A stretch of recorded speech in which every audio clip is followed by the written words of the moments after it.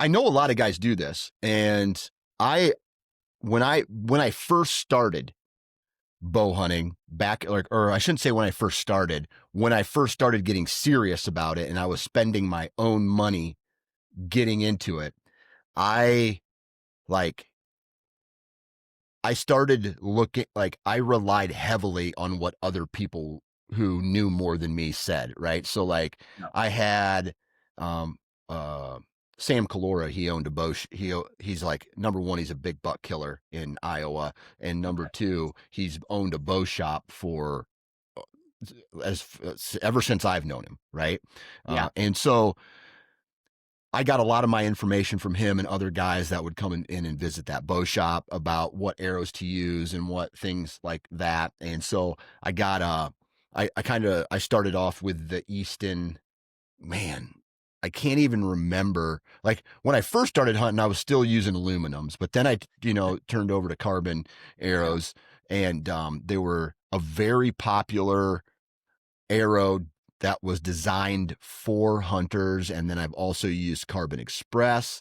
I've used Carbon Express. I've used the Easton Full Metal Jackets. I've used, and then when I started getting real critical about, so I don't know about you, but this is how I think.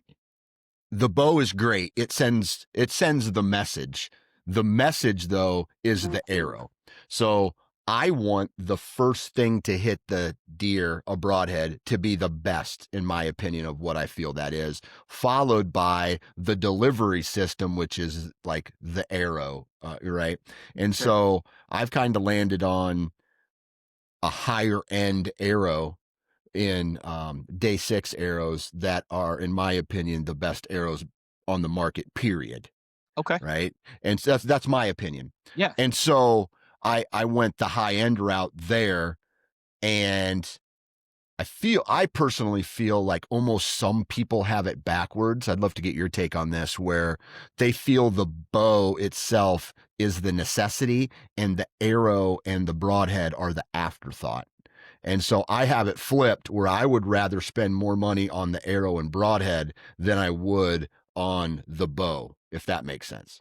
Yeah, and I feel like I kind of have the same train of thought as you. In purchasing my arrows and going with the recommendation of my bow tech, I kind of just told him like, look, I don't want your bottom of the barrel arrows, but I'm also not trying to like break the bank. Yeah.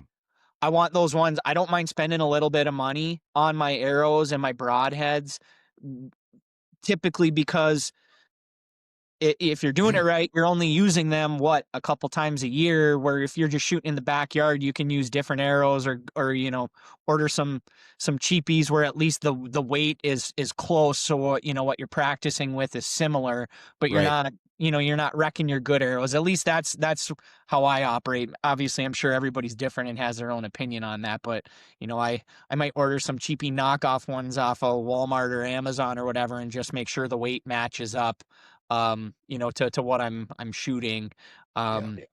But I would agree with you that I would rather spend a little more on the arrow and the broadheads than the bow itself. Yeah. For everything that you just mentioned. I mean, that's the the message that's getting delivered Yep. to the deer. So I think what you're saying is spot on. Yeah.